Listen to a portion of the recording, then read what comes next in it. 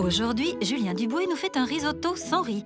À la place, le chef utilise un produit rare, du cœur de palmier frais. Une vraie découverte qu'il marie avec des fruits de mer, coque, couteau, encornet et chipiron. Pour relever le tout, quelques notes acides de yuzu, mais aussi de la mangue et du piquillos.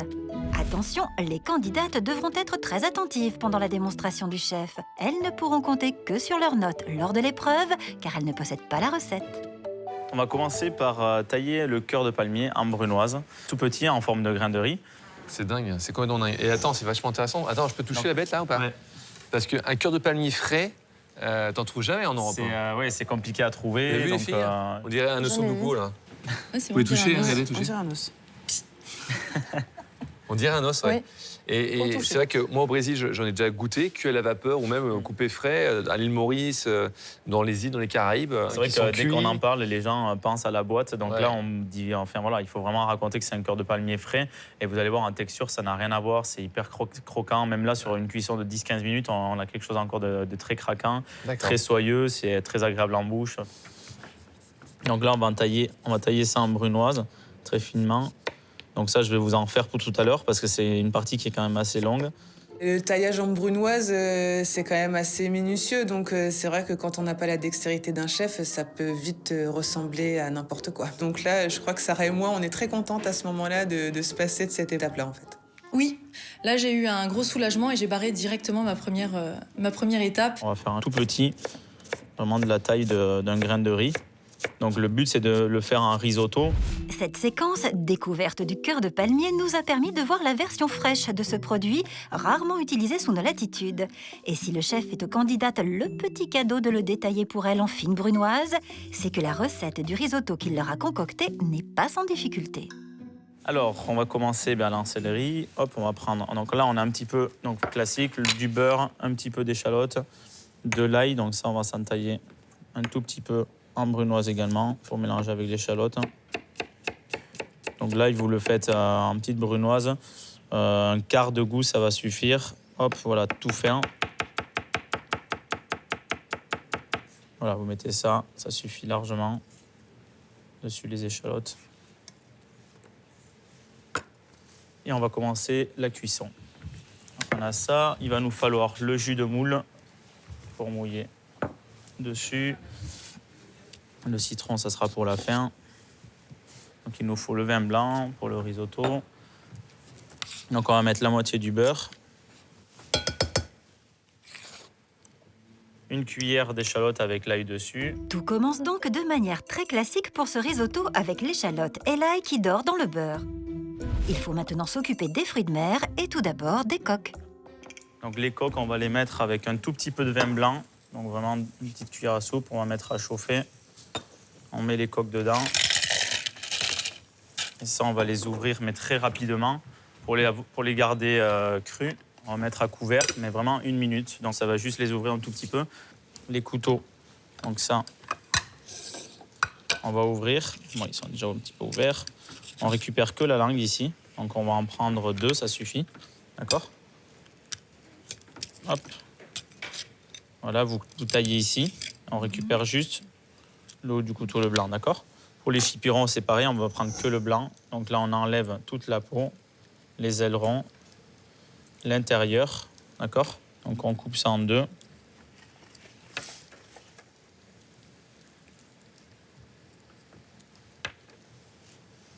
On va les couper en 2. Voilà, donc ça, on enlève ce qu'il y a à l'intérieur. Voilà, on laisse de côté. Voilà, là, pendant 2 minutes, les échalotes ont sué. On y ajoute les cœurs de palmier taillés en brunoise. Dans la casserole d'à côté, les coques sont ouvertes. Le chef les réserve et retourne à son risotto de cœur de palmier. On va juste mettre 2 cuillères de vin blanc, d'accord? Et là, on va le laisser réduire à sec. Donc, on met assez fort le feu pour que le vin réduise très vite pour enlever toute l'acidité. Ici, on a du jus de moule, donc on a fait auparavant. Voilà, dès que c'est réduit, on y ajoute le jus de moule à hauteur. Et là, on laisse cuire juste une dizaine de minutes, d'accord? Retour aux coques, le chef prélève la chair d'une quinzaine de coquillages et réserve le jus qu'ils ont rendu. Il va le faire réduire sur le feu afin de préparer une émulsion. On va y rajouter le jus de moule qu'on a en trop. et on y met la crème. Donc ça sera juste pour faire une... Pour l'instant, on ne sale pas. On verra après. Et après, ça, on aura un petit peu de yuzu qu'on va mettre à côté, qu'on mettra à la fin. On ne va pas le mettre maintenant pour ne pas perdre la saveur, mais on le mettra tout à l'heure. L'émulsion au jus de coquillage réduit, le risotto continue sa cuisson, le chef ne perd pas de temps et retourne à la préparation de sa garniture. Le chipiron, on va l'ouvrir en deux, ici. Et on va à l'intérieur, donc pas là, il y a le côté extérieur avec la peau qui est un peu dure. Sur l'intérieur, on va faire un léger quadrillage comme ça, tous les 5 mm. On va passer la lame sans appuyer jusqu'en bas. Vous voyez, j'ai juste passé la lame dessus pour quadriller comme ça. Et après, on le fait dans l'autre sens également. Donc on le pose et on fait dans les deux sens. Donc on fait un petit quadrillage sur l'intérieur du chipiron. Sur l'intérieur. Voilà. Et après, qu'est-ce qu'on fait? On va se tailler des triangles là-dedans. Et on mettra ça accru également à la fin dans notre riz. Donc vous avez vu, hop, on passe la lame de couteau sans appuyer pour pas tailler le chipiron. C'est juste, il faut juste la passer. Puis, le chef fait de même avec l'autre partie de l'encornet et s'attaque au couteau. On les taille en biseau. Donc là, on fait des lamelles pareilles, d'un demi-centimètre. Voilà, comme ça, un demi-centimètre. Voilà, les deux pièces, ça on met de côté. Ce qui me fait peur dans la recette, oui, c'est le taillage des crustacés. J'ai pas l'habitude de les utiliser, de les manipuler crus, même cuits. Donc c'est vrai que bon, l'encornet, ça a pas l'air très compliqué, le couteau non plus. Mais bon, c'est le seul petit truc qui m'inquiète un peu au moment de la démonstration. On va aller jeter un coup d'œil à notre riz avec le sel. Donc on va y mettre une pincée de sel maintenant. Moi, ce que j'aime, Ça, c'est la que tu fais crème, une ça cuisine vraiment assaisonnée. Oui, Hein, tout le temps. Après, ça, c'est pas chichiteux, quoi. Ça a du goût. il faut penser qu'on a tout ce qu'on va mettre à la fin. On va ajouter peut-être un tiers de masse qui ne sera pas du tout assaisonné. Donc là, il faut vraiment penser à avoir quelque chose qui est un peu surassaisonné. La préparation pour l'émulsion a bien réduit. Le chef va affiner l'arôme de coquillage avec du jus de yuzu. On va y mettre une cuillère à soupe de jus de yuzu.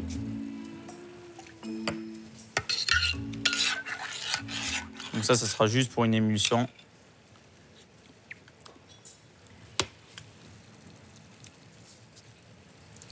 Il est pas bon, il te plaît pas mon jus de yuzu? Pas très puissant. Donc ce qu'on va faire, on va y rajouter un peu de citron. On va y rajouter une cuillère de citron. Donc là, c'est vraiment pour apporter une acidité dessus, pour réveiller un petit peu le plat, quoi. Donc on y met une belle cuillère de jus de citron dans cette sauce.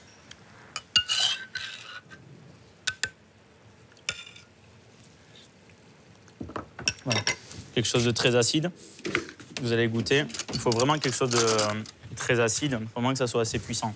Après.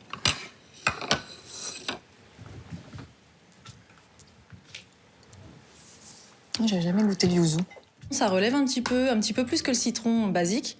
Et c'est super bon. Il faudra donc bien ajuster cet assaisonnement à la fois puissant et subtil. Après les fruits de mer, ce sont des fruits tout courts que le chef taille maintenant pour compléter sa recette. Et d'abord, une mangue. Donc là, pareil, une belle brunoise. Donc un tout petit peu plus gros que le riz qu'on a fait tout à l'heure.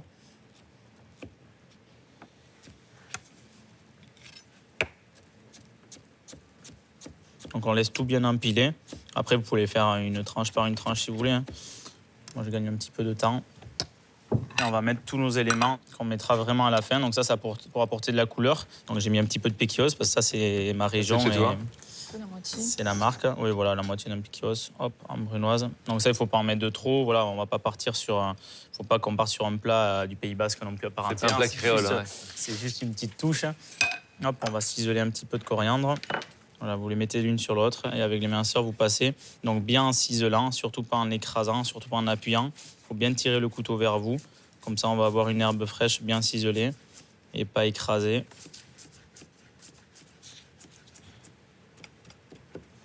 Voilà, tout ça, hop, on le pose à côté.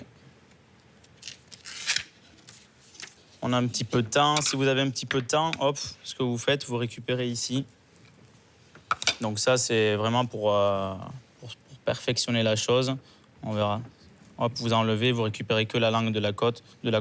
Exactement ce qu'on a fait avec le couteau. Vous voyez, là, c'est la partie basse où il y a un petit peu d'impureté. Sur les coques, souvent, il peut y avoir un petit peu de sable dedans. Donc, quand on a un peu de temps, c'est vrai qu'on peut se permettre d'enlever cette partie et de garder que le muscle, donc qui est vraiment la meilleure partie de la coque. Là, on va récupérer sur une douzaine. On sort la partie en bas. Et là, on garde que le meilleur, on garde que la partie hyper souple. Donc, surtout les coques, n'allez pas les cuire pendant 5 à 10 minutes. C'est vraiment une ébullition. Vous mettez le vin blanc, ça bout, vous les mettez. L'assiette, en 1 minute, il faut les sortir. Il faut vraiment les garder super souples. Là, vous voyez, elles sont encore gorgées de jus. On a vraiment quelque chose de très souple. Un bon point pour les candidates si elles arrivent à trouver le temps de préparer ainsi les coques. Mais l'essentiel, c'est la cuisson du risotto. Et justement, il est temps de s'en occuper et de lui ajouter du parmesan. Et vu que ça avait des coquillages et le cœur de palmier, il ne faut pas qu'on sente trop le fromage. Donc j'ai mis une cuillère à soupe rase, ça suffit largement. Donc là, vous voyez, on réduit. Là, on est pratiquement réduit à sec. Vous voyez, on n'a pratiquement plus de jus au fond. On y ajoute les coquillages, on laisse sur le feu à fond. On y ajoute tous les coquillages maintenant et les crustacés. Donc vous allez voir la consistance des chipirons et tout ça, c'est vraiment, ça va être au top. On va avoir quelque chose de très moelleux. Quand on va manger, ça va être très fondant en bouche. Donc là, on les met, voilà, ça prend vraiment, voyez, on les laisse 30 secondes. On peut déjà y jeter toutes les brunoises dessus. Donc là, ça va être très rapide. C'est vraiment juste avec la chaleur de la casserole. On laisse à fond, toujours le feu. On met toute la brunoise dessus qui commence à chauffer. On l'éparpille. Et là, on peut directement y mettre, voilà, 1 et 2 grosses cuillères de crème montée, d'accord? Et c'est ce qui va faire toute la liaison et toute la fin du risotto. Donc là, c'est très important. Maintenant, on va mélanger. Donc là, on laisse le feu à fond, on reste dessus et on mélange bien. Vous voyez, là, il se lie automatiquement. Dès qu'on voit les bulles qui continuent à apparaître au fond, là, on peut se permettre de sortir du feu. Voilà, ça continue à bouillir. Là, on a le risotto très crémeux. Et la crème qui est venue dessus. Je suis très crème, cuisine à la crème. Et c'est vrai que ça lie le tout et ça donne vraiment envie d'y goûter. Voilà pour le risotto, mais il ne faut pas oublier la petite émulsion au jus de coquillage et yuzu qu'il faut maintenant monter en mousse aérienne. Quelques coups de mixeur et tous les éléments de la recette sont prêts. Là, on va commencer à dresser. Donc on en met sur le fond de sans goutte sur le côté. Comment? Sans goutte sur le côté. Sans goutte sur le côté. Donc on vient bien au-dessus de On l'assiette. essaye.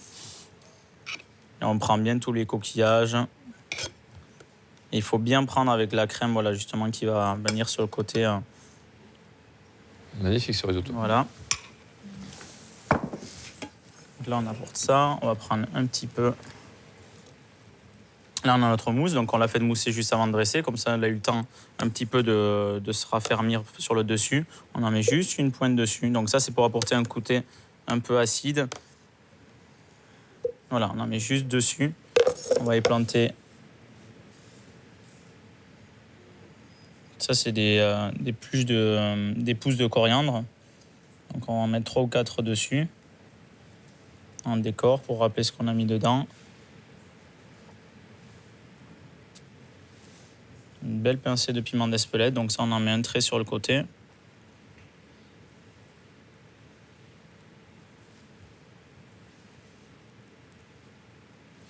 Et voilà. Donc là, on a un risotto qui est encore plus rapide qu'un riz normal à cuire. Vous avez vu, en 10 minutes, il a été cuit. Tous les petits éléments, pendant qu'il cuit, vous préparez tous vos petits éléments. Après, il n'y a plus qu'à dresser. Hyper facile, hyper rapide. Retrouvez sur france2.fr la recette, les détails et les tours de main de Julien Duboué. On applaudit le chef, c'est un pur bonheur. Les filles, à vous de jouer. C'est ça. Bon courage. C'est ma 8e participation, je suis celle à battre. Sarah a l'air très très concentrée pendant la démonstration. Elle a l'air très déterminée, vraiment, elle me met la pression. Je vais essayer de la battre. Après, elle me fait pas peur. Bon, un petit peu quand même, parce que Charlotte, elle est pas stressée, elle est dans son élément, elle est à l'aise. Et moi, je suis là sur mes notes, j'essaye de moins stresser. Mais bon, je me dis, vas-y, de toute façon, t'y es. Et puis, advienne que pourra.